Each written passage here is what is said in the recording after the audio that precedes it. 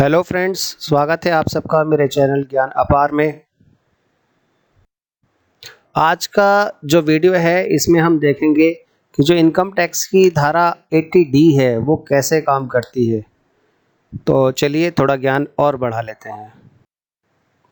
दोस्तों, धारा 80D जो है 80D, इसके तहत आते हैं हमारे हेल्थ इंश्योरेंस, जिसमें हमें 75,000 रुपये तक की छूट मिल सकती है।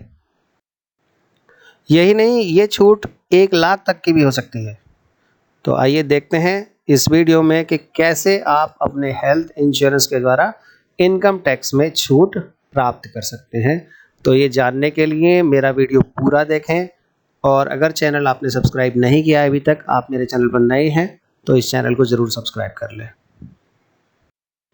दोस्तों, यदि आपकी जो उम्र है वो 60 वर्ष से कम है तो आपके लिए जो अधिकतम छूट होगी हेल्थ इंश्योरेंस के द्वारा वो होगी 25,000 रुपये, जिसके अंदर 1 साल के अंदर जो सालाना आप अधिकतम 5,000 रुपये तक का हेल्थ चेकअप भी करवा सकते हैं। ये इस 25,000 के अंदर ही आता है। चलिए एक उदाहरण से समझते हैं। यदि आपने 20,000 का इंश्योरेंस लिया है और साल में एक बार आपने 8,000 रुपये तक का कोई हेल्थ चेकअप भी कराया है, तो कुल खर्चा जो हुआ आपका वो हो गया 28,000 रुपये का। लेकिन जो अधिकतम सीमा है हमारी जो छूट की वो कितनी है? 25,000 है। ठीक, तो इसके तहत आपको अब छूट कितनी मिलनी है? 28,000 नहीं मिलेगी, वो 25,000 ही मिल पाएगी। ठीक, तो उम्मीद है कि ये उदाहरण आपको समझ में आ गया होगा।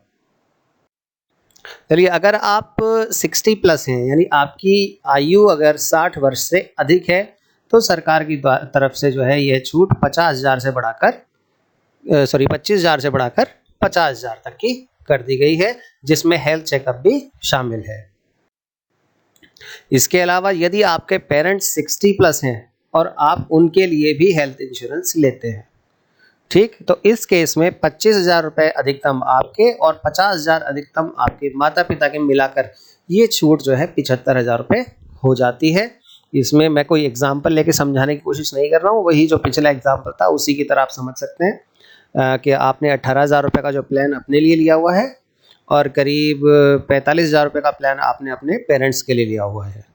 ठीक, आपने अपना हेल्थ चेकअप कराया 8,000 रुपये का, तो आपके 26,000 खर्चा हुआ, लेकिन आपको अधिकतम सीमा मिलेगी कितनी छूट? 25,000 की। इसी तरह से आपने पेरेंट्स का 45,000 रुपये का इंश्योरेंस किया हुआ है और 10,000 रुपये का उनका आपने हेल्थ चेकअप करा लिया है।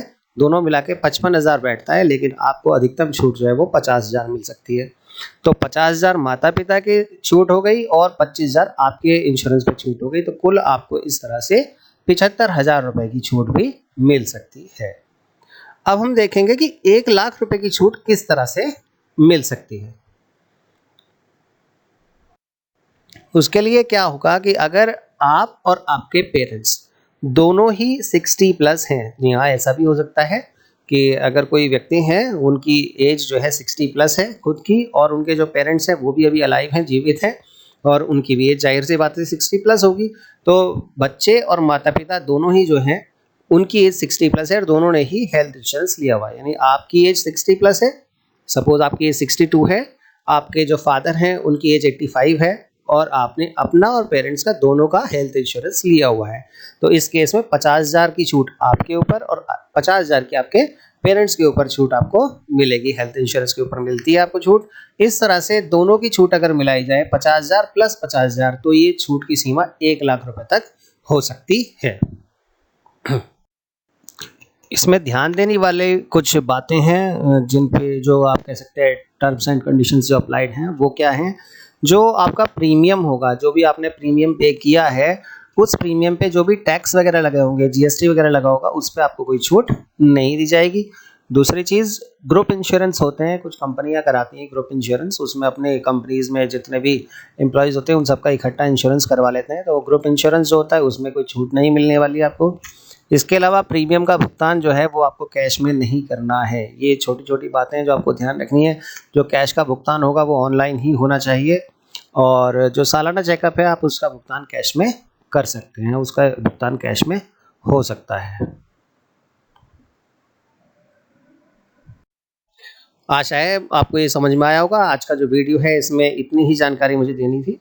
तो मुझे उम्मीद है 80D जो है हमारा सेक्शन 80D हेल्थ इंश्योरेंस वाला जो है इनकम टैक्स डिपार्टमेंट से रिलेटेड, ये आपको समझ में आया होगा और ये जानकारी जो है आपके लिए मददगार साबित होगी जब आप अपना इनकम टैक्स फाइल करेंगे और आप उसी हिसाब से अपनी बचत को आगे बढ़ाएंगे ताकि साल भर में जो आपकी इनकम टैक्स की लायबिलिटीज़ होती हैं उसमें आपको छूट मिल सके। अगर आपको ये वीडियो अच्छी लगी हो तो इसे लाइक करें और आप मेरे चैनल को सब्सक्राइब करना ना भूलें जिसका नाम है ज्ञान अपार। Thank you very much. धन्यवाद।